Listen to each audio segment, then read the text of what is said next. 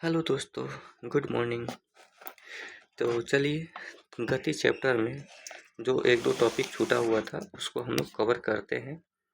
तो सबसे पहला है संवेग, मोमेंटम। देखिए, किसी भी गतिमान वस्तु के द्रव्यमान और उसके वेग के गुणनफल को उस वस्तु का संवेग कहते हैं। यानी संवेग इक्वल टू क्या हो जाएगा, इसको देखिए छोटा पी से स्मॉल जो पी होता है उसी से डिनोट किया जाता है। और संवेग इक्वल टू द्रव्यमान इंटू वेग।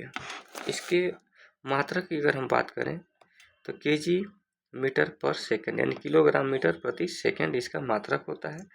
और देखिए इसका नेचर जो है सदिश राशि वाला है। मैंने बताया था कि सदिश राशि जो है इसमें मैग्नीट्यूड यानी परिमाण भी होता है एंड इसमें डायरेक्शन यानी कि दिशा भी होता है। और एक चीज़ और ध्यान रखना है कि जो सदिश राशि होता है उसको एरो से डिनोट किया जाता है। कोई राशि है जैसे ये मोमेंटम ले लेते हैं, छोटा पी से डिनोट किया जाता है, इसके ऊपर एक एरो लगा दीजिए। ये वेक्टर क्वांटिटी का सिंबल है, यानी कि ये जो लगा हुआ है ये इंडिकेट करता है कि ये क्वांटिटी जो है वेक्टर है। चलिए एक अगला टॉपिक है आवेग, इम्पल्स। तो यदि कोई किसी वस्तु, देखिए यहाँ पर बल छूट गया, यहाँ कोई भी बल किसी वस्तु पर कम समय के लिए कार्यरत रहता है तो बल और समय अंतराल के गुणनफल को हम लोग क्या कहते हैं, इम्पल्स कहते हैं, यानी आवेग कहते हैं।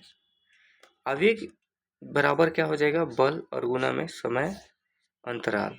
ये संवेग में परिवर्तन भी कह सकते हैं कि संवेग में परिवर्तन जो है वही आवेग होता है।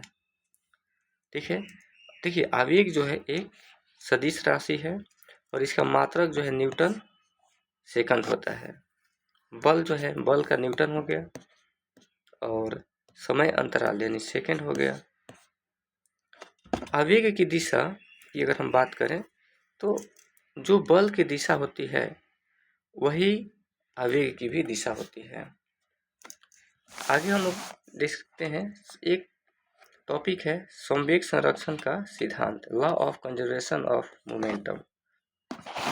तो यहाँ पर ये समझना है कि संवेग संरक्षण क्या है। तो देखिए एक या एक से अधिक वस्तुओं के निकायों पर कोई बाहरी बल, यहाँ ध्यान देना कि कोई बाहरी बल नहीं लग रहा होता है तो उस निकाय का कुल संवेग क्या होगा, नियत होगा। ठीक है, या संरक्षित होगा। संरक्षित या नियत होने का मतलब है कि नो चेंज, इसमें किसी भी प्रकार के कोई परिवर्तन नहीं होगा संवेग में। जैसे अगर उदाहरण के तौर पर देखा जाए तो जो रॉकेट उड़ता है तो वो संवेग के संरक्षण के सिद्धांत पर ही कार्य करता है। ठीक है, थोड़ा सा इसको हम लोग मैथमेटिकल रूप से देखते हैं। तो देखिए फोर्स क्या होता है, डेल्टा पी और डिवाइडेड बाय डेल्टा टी।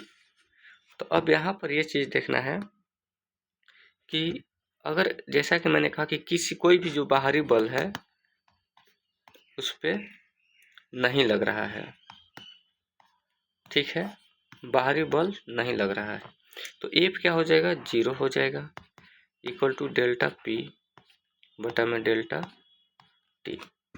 ठीक है, तो देखिए अब यहाँ पर डेल्टा पी जो है देखा जाए तो क्या हो जा रहा है, बाहरी बल नहीं लग रहा है, यानी कि एफ क्या हो जाएगा, देखिए 0 हो जाएगा। और ये एफ यहाँ 0 जैसे रखे हैं तो वही डेल्टा पी बटा में डेल्टा टी हो जाएगा। और ये डेल्टा पी इक्वल टू क्या हो जाएगा, नियत हो जाएगा, यानी कि कांस्टेंट हो जाता है। ठीक है, तो यही जो है संवेग संरक्षण का सिद्धांत भी कहता है कि जब एक या एक से अधिक वस्तुओं के निकाय पर कोई बाहरी बल अगर नहीं लग रहा है तब उस निकाय का जो कुल संवेग होता है वो क्या होता है, नियत रहता है, कांस्टेंट रहता है। ठीक है, और देखिए इसका कई सारा उदाहरण हम लोग देख सकते हैं। अगर उदाहरण की बात करें तो देखिए, जब दो गेंद जिनका जो संवेग है समान है, अगर आपस में टकराती है, दोनों का डायरेक्शन इधर है, और जब यहाँ टकराती है तो टकराने से पहले और टकराने के बाद दोनों का जो संवेग होगा वो क्या होगा, बराबर होगा, या यूँ कहे कि नियत होगा। ठीक है, तो ये इसका एक उदाहरण हो जाता है। और भी बहुत सारे इसके उदाहरण हैं। ठीक है, हम लोग प्रश्न जब करेंगे तो वहाँ पर प्रश्न के माध्यम से भी इसको देखने का कोशिश करेंगे।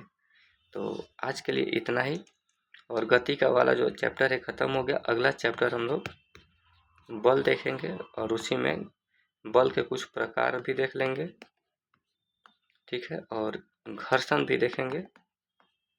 चलिए, बहुत बहुत धन्यवाद वीडियो देखने के लिए, और पसंद आए तो इसको लाइक करें, शेयर करें और सब्सक्राइब भी करें।